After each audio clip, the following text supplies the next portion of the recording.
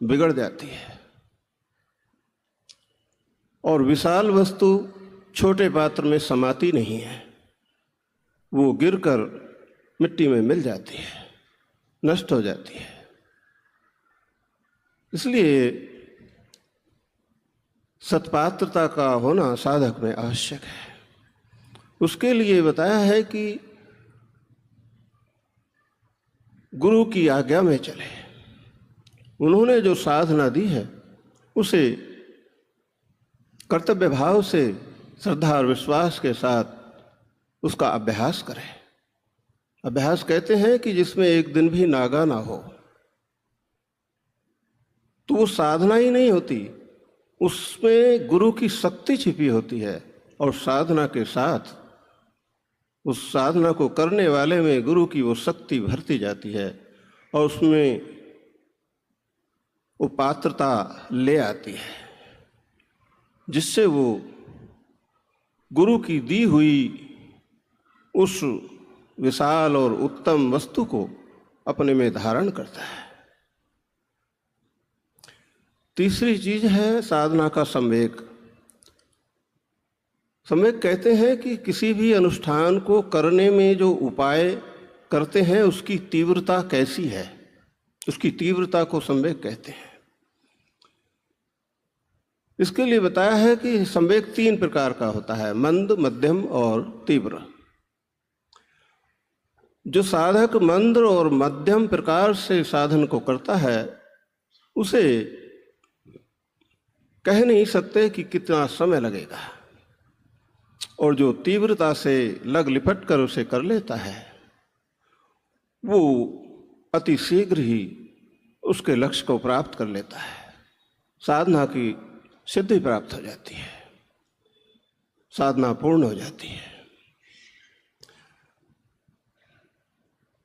योग के समाधिपाद में आया है तीव्र संवेगानाम संपन्ना, कि जिसका साधना का संवेग तीव्र होता है, तेज होता है, वो उस साधना के अंतिम परिणाम को यानी समाधि को प्राप्त होता है और उस समाधि अवस्था में ही उसे वो वस्तु प्राप्त होती है। चौथी चीज है वैराग या उपरति। 5 ज्ञानेंद्रियां हैं और इनके 5 विषय हैं। उन 5 विषयों से उपरामता हो जाना वैराग कहलाता है। और जब तक उनके दोष हमें दिखाई नहीं देंगे तब तक उनसे उपरामता नहीं होगी। गुरु की बताई हुई साधना को निरंतर करने से उन विषयों के दोष दर्शन होने लगते हैं, जिसका परिणाम होता है उनसे उपरामता, वैराग आ जाता है। राग से अनुराग में जाने का रास्ता वैराग से होकर गुजरता है। राग कहते हैं संसार से लगाव, और अनुराग कहते हैं गुरु भगवान या परमात्मा से लगाव। उसका ये रास्ता वैराग से होकर जाता है। 5वां इसका अंग बताया है कि सद्गुरु भगवान की कृपा की प्राप्ति। इतिहास में एक भी उदाहरण ऐसा नहीं है कि जो बिना गुरु की कृपा के किसी ने ईश्वर का दर्शन किया हो, उसमें उसका विलय हो गया हो। शास्त्रों के अध्ययन से ईश्वर का पता चलता है, उसका पता मिलता है, लेकिन उन शास्त्रों का जो अनुभवी ज्ञान का रहस्य है वो गुरु के द्वारा ही होता है। उन शास्त्रों में जो ज्ञान का खजाना भरा हुआ है, उस खजाने का खजांची, उस खजाने की चाबी श्री गुरु भगवान के पास ही है। उसके खजांची गुरु भगवान है। बिना उनकी कृपा के ये काम संभव नहीं है।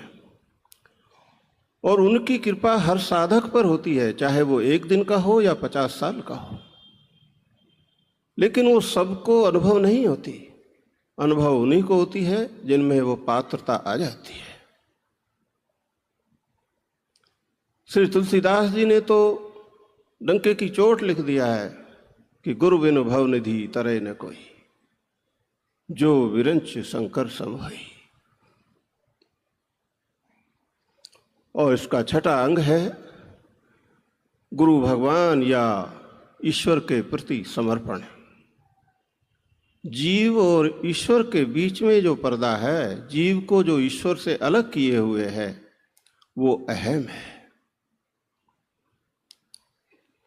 जब तक ये अहम गुरु के चरणों में विलय नहीं होगा, साधक का विलय नहीं हो सकेगा।